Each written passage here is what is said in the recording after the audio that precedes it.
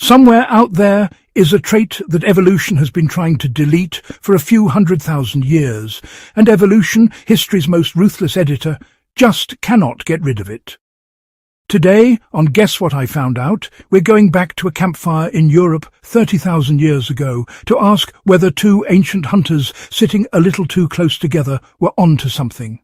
And, stick around, because by the end of this one, you're going to understand why your DNA might be running a subscription nobody in your family ever agreed to cancel.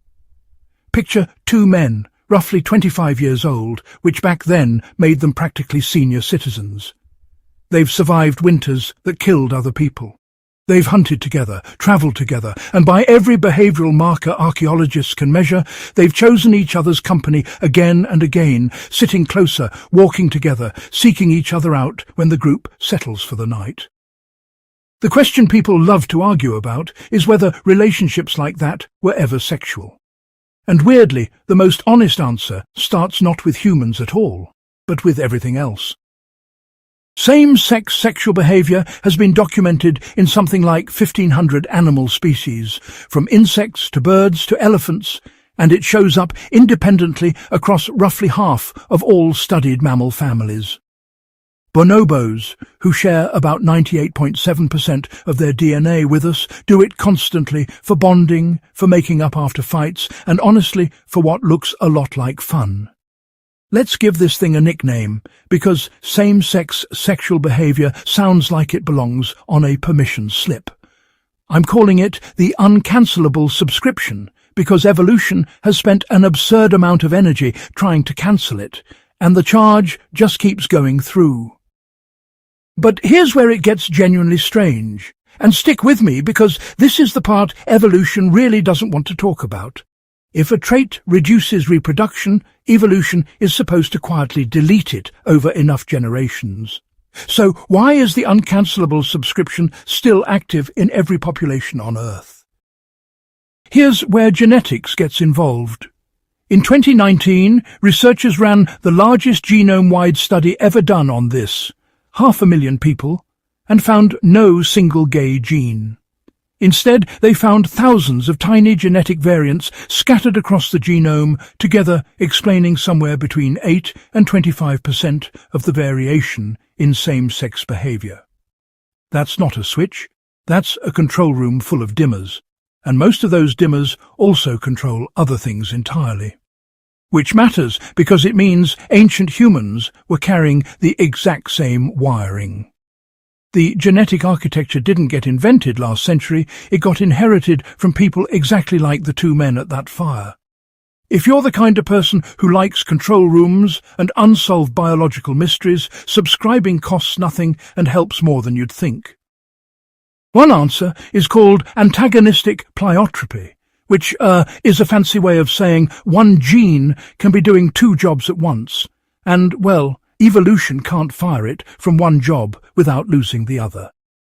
A 2021 study found that among people who reported only opposite sex partners, carrying more of these same-sex-associated genetic variants was linked to having more opposite sex partners too.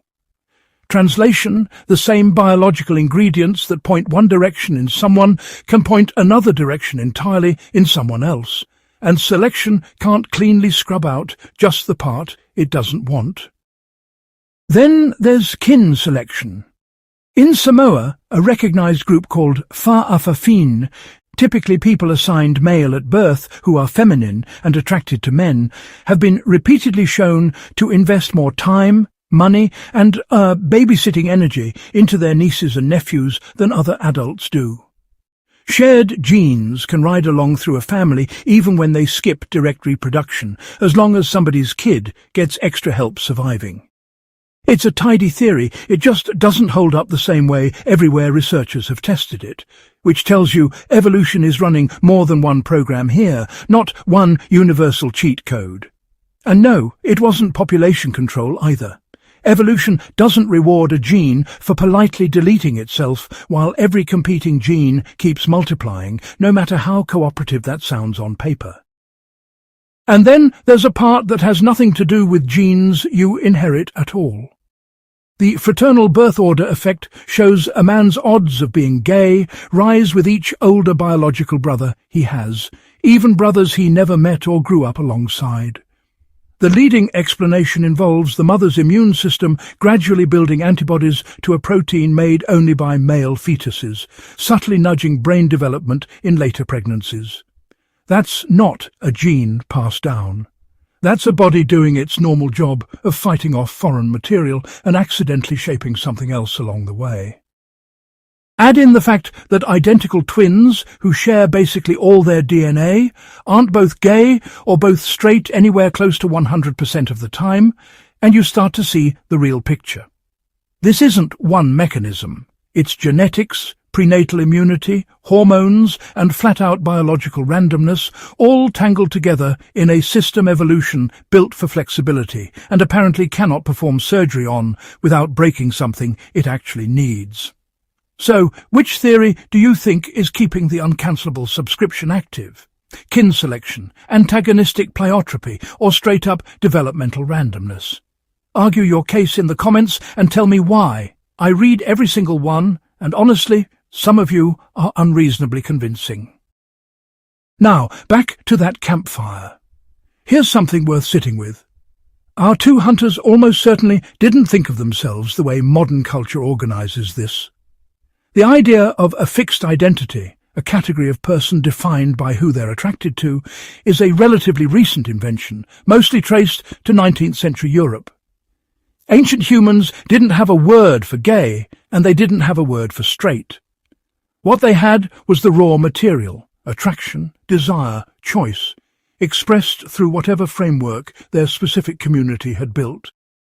No human culture ever studied, not one, has been found to completely lack same-sex behavior among its people. Some punished it, some celebrated it, most landed somewhere in between, but it shows up everywhere humans show up. Exactly what you'd expect from something written into the biology itself. Archaeologists even found a 5,000-year-old burial in Moravia, a biological male laid to rest in the position and with the grave goods normally reserved for women in that culture. A possible signal that gender categories were already being bent before written history existed. Similar recognized categories outside the strict male-female binary show up independently across cultures with zero contact with each other, from indigenous North America to South Asia to the Pacific Islands. A hard pattern to explain as coincidence. And female same-sex behavior gets almost none of this attention, despite bonobo females doing it more than the males do, and despite the genetics looking just as ancient and just as real.